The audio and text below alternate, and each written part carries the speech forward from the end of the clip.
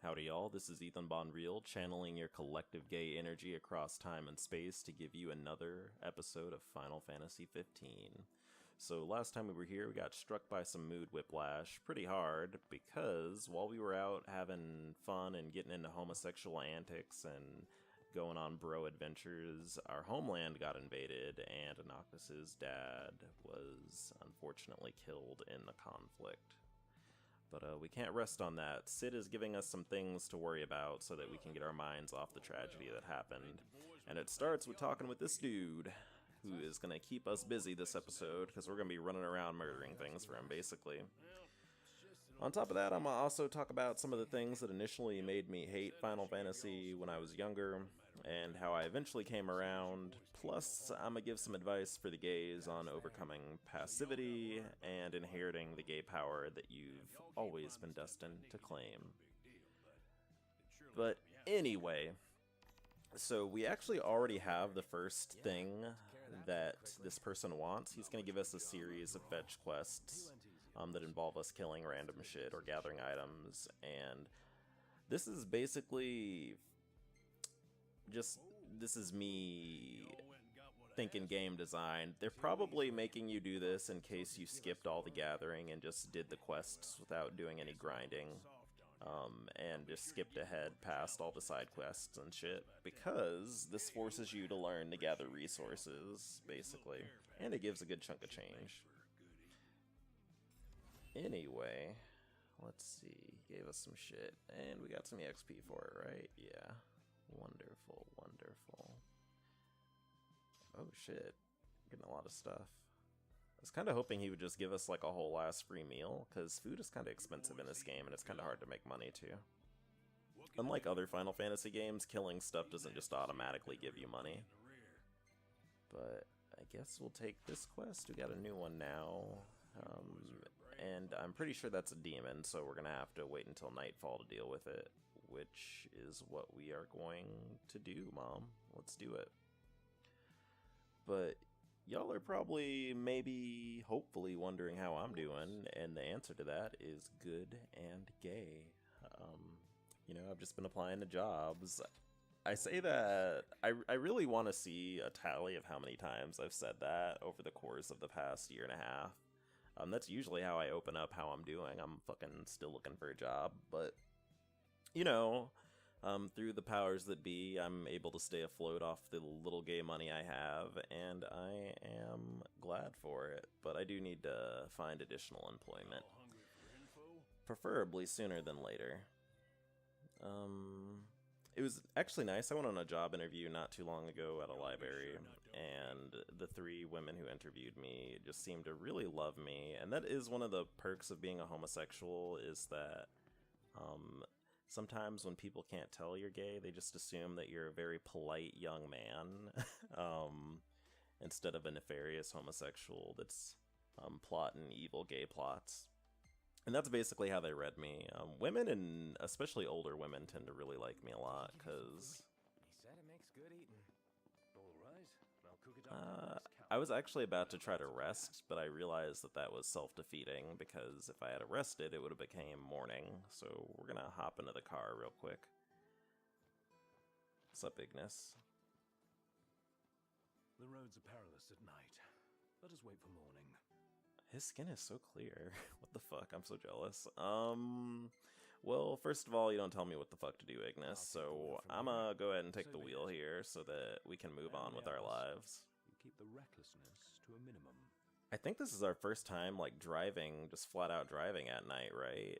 I think we did it a little bit in one of the previous episodes, but I think we used the fast travel thing to actually accomplish it. I'm not 100% sure, though. But, like I was saying, old ladies tend to like me a lot, because they associate my homosexual meekness with actually just being mild-mannered. But in reality, I'm usually just thinking about having a big old booty on my face. We'll see for ourselves in time. Indeed. Merely a question of when. Can't believe the crystal's gone. Something they don't really address in the game, that, like, you can infer, and I mean, honestly, if you pay close attention to the cutscene, you'd know. But In addition to Noctis losing his father, Gladio's dad actually also died, because Gladio's dad is Noctis's dad's bodyguard, much like Gladio is Noctis's bodyguard. And he also likewise died during that whole conflict, so it's interesting, because Gladio reacts very differently to that whole scenario than Noctis does. And I would say he'd probably be the fuck above oh shit, son. it's the battle bus. Do we go to it? We're doing it. There's no cowardice in this house. We gotta do it, son. Also, what the fuck? There was someone talking to us. Hello? Hello? Anyone there? No? Okay, whatever. Well, I'm assuming we're about to murder some robots here. Or something. Like, oh, it's getting the fuck out of there. I think there's some enemies down there, right? I can kind of make them out. Oh, yeah, we got some enemies. 60. Well, let's go ahead and just say hi then. I don't know if I can... These aren't too hard to fight, at least from what I've seen with the previous ones we've dealt with. What the fuck? Is this a cutscene? Is this a cutscene, Mom? Hello? Oh shit! Oh, it's a QuickTime event, XD. Oh shit! Ah, okay. Well, that was neat. That was very fascinating. These things are actually really interesting to me. I like how clunky and bizarre they move. That's really endearing to me when I'm like seeing robots in video games when they have very weird or unnatural movement patterns, because it's like there's no reason for a robot to move fluidly like a human, because it's not necessarily like efficient for them for whatever their purpose is. Anyway, I guess we should probably try to look for that dude who was calling out to us, and that'll also... Shut up. It'll also give me time to talk, but... I guess I should probably just launch into my topics. I've really had trouble, like, making sure I get through everything I want to talk about in a video, so... as y'all may or may not know, I actually am not a big fan of Final Fantasy games, or Are you shitting me? Another one? Is it gonna come to us? I want to find this dude first, though, before... Oh, there it is. That's awkward. It's kind of looming in the background, ominously. What I kind of suspect, from what I know or what I've read, I think that maybe whoever was calling out to us, he's only, like, there during certain periods of time, and then he, like, despawns if you're not looking at him, and I think we hit that time period while we were running around and fighting those Magitech dudes. But I guess we should go deal with that. Also, there's the hunt that's over here. We should probably kill that thing. Fuck off, Prompto. Actually, I already feel bad for being mean to him. He's just always in the fucking way. It's because of how the AI positions. Oh, there we go, we got it. These are usually pretty easy to deal with. We've killed like 2 or 3 of them. In fact, I think I want to get Prompto up in here and have him take care of it, because it's really big and it can't really dodge the bullets. Also, holy shit, that hit me really hard. Let's, oh shit, we're dropping frames, Mom. Hello? Okay, there we go, we're good. He's loading all his twink power. Ironically... Actually, not even ironically, Prompto's OP, so this makes it easier to do other things while I'm playing, but... Like I said, I don't really like Final Fantasy games that much, or I didn't like them. I don't like JRPGs that much either. Which is actually, I don't want to say it's like a gay sin, but it looks like JRPGs just tend to be very formative for a lot of gays, and like, holy shit, son. I feel like that's a little bit unethical. I probably shouldn't do that to those things. Just blew its fucking face off. I don't like JRPGs that much. They're just not a look for me, but a lot of gays really like them, and I've talked about this, so I'm not going to rehash on it, but when I was younger, actually what made me hate fucking RPGs was Final Fantasy. Prompto, can you take care of this so I can talk? is fucking fanfiction.net, because I remember just looking for fanfiction to read like in the early 2000s, and I was like, I'll give Final Fantasy a fucking try. And I remember just there was so much of it, but it was like all really boring and terrible, and I was like, I don't understand the plot. And then I got just a lot of contradictory information about the plot, and in retrospect now I realize what was going on was that actually a lot of people write fanfiction without ever having played the game. And so I would just go back to being like, I don't need to deal with this shit. I can go to like reading Yu-Gi-Oh fanfiction and hearing about BDSM, Dom Top Kaiba dominating Joey or whatever was like popular then, and feel like I was woke, and not like all the other girls at school because I read the forbidden dirty yaoi. But Mom, you're home early. Hello? Should I deal? Are you kidding me? There's another fucking dropship? Holy shit, son. Man. I'm assuming this is just gonna be like a regular part of the game now while we're here, is that I guess I feel like the Imperials are probably actually looking for us, which is why there's so many dropships being brought down here. Although I guess you could argue now that they've invaded, they're basically like just dropping. Are they fighting? Hello? Holy shit, they're fighting. That's really cool. I love that. I love in games when different enemies that are not like part of the same group fight each other. And like you can just watch them fight without you being involved. But again, there's no cowardice in our house, so we gotta get up in there, son. About to make it a brawl. We're just gonna have to make sure we don't get too close to that bigger dude.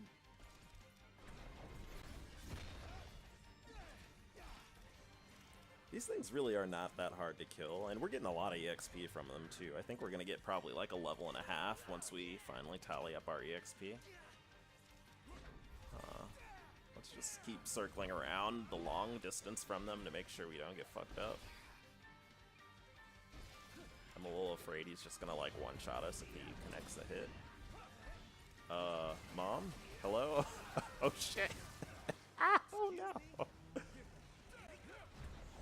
That's interesting. I think that's the first time we've seen an— oh shit. Seen an enemy like cast a spell or something, because that's what— oh, there's another one. Well, I think it's a good time to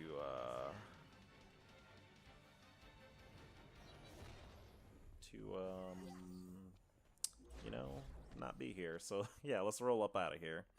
And I guess we'll turn this quest in, and now I will dedicate myself to fucking finishing this topic. But anyway, Final Fantasy 15 is different in that it's not really a JRPG anyway, so it appeals to me. And it also just has a lot of ambient gay energies for me. But even before that, Final Fantasy 7 was just so big on not Final Fantasy, fanfiction.net, that it used to just tilt the shit out of me, because I was like, there's all this fucking fanfiction, but I don't understand it, and it's shitty and terrible, and it's not gay enough for my interest, so I'm tilted. Also because, like, I don't think there were any, like, ships in Final Fantasy 7 that I was particularly interested in either. So, like, I didn't see anyone that I was interested in, and I also didn't see anything that was...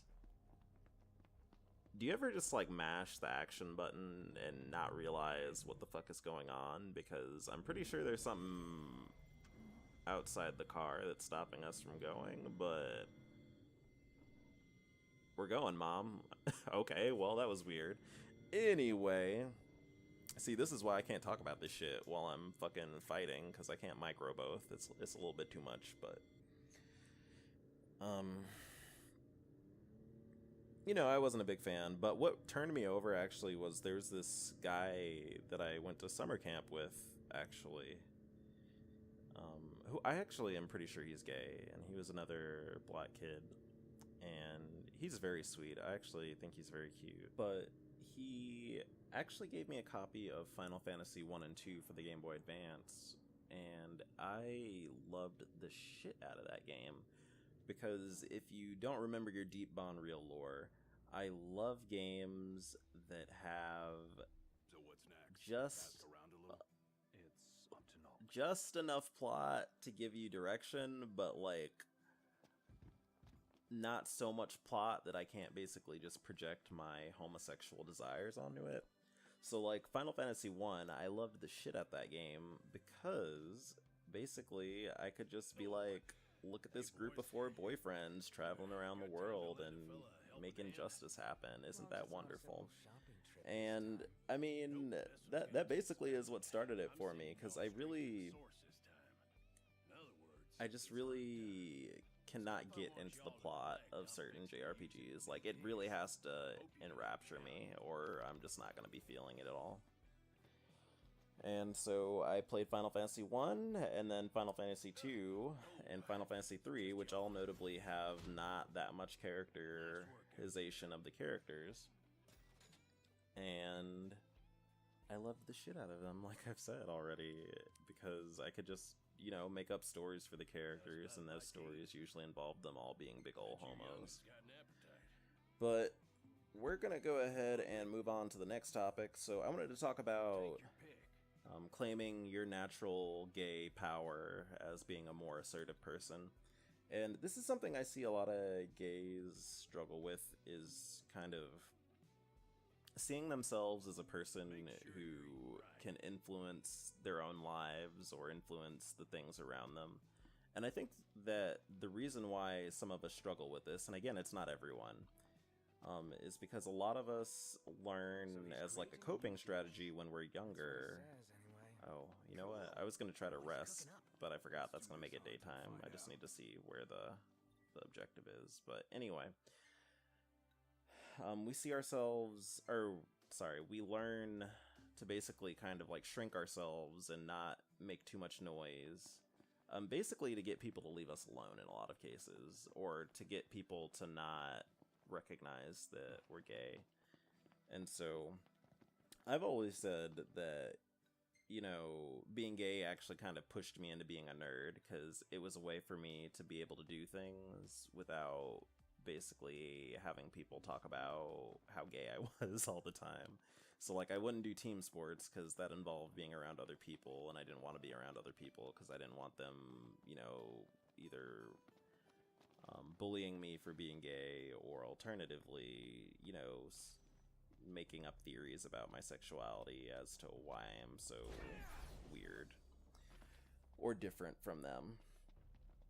But I think a consequence of that is that I learned not to necessarily take initiative with a lot of things, including my own life. I would just kind of like try to avoid a situation, much like I tried to avoid contact with other people, so that I could not have to deal with people guessing about my sexuality. And likewise, that meant that I just kind of hoped that problems would resolve themselves if I just stayed out of their way, and that's not a helpful long-term strategy as an adult. And I recognize that now. It's taken a while, but I recognize that. And this advice is going to be... I feel like it's a little bit unethical for me to be warp striking these things, because that looks like it hurts real bad, but whatever, they're going to have to deal with it. But this advice is going to sound a little bit corny, but you just really have to, you know, recognize that, you know, you are powerful. Like, you can do stuff, nerd. Like, you, specifically you, yeah, you watching this on the toilet or eating that sandwich or whatever you're doing right now, like, you can accomplish things. Like, not everyone and not everything has to be a fight, but if you don't say something, if you don't say what you want and try to move towards it, it's not gonna happen. And it's gonna make you a very bitter person, at least from my experience. That's what I've observed. It will make you a very bitter person if you don't just kind of put out there in the world what you want from life. And, you know, if someone does something that you don't like, you need to say something, usually. Usually. It doesn't always work, but I find that we tend to give up pretty easily. But I need to actually cut the video soon. I need to pace these conversations a little bit better. But anyway, this is Ethan Bonreal, and I'm Ethan Bon, gone.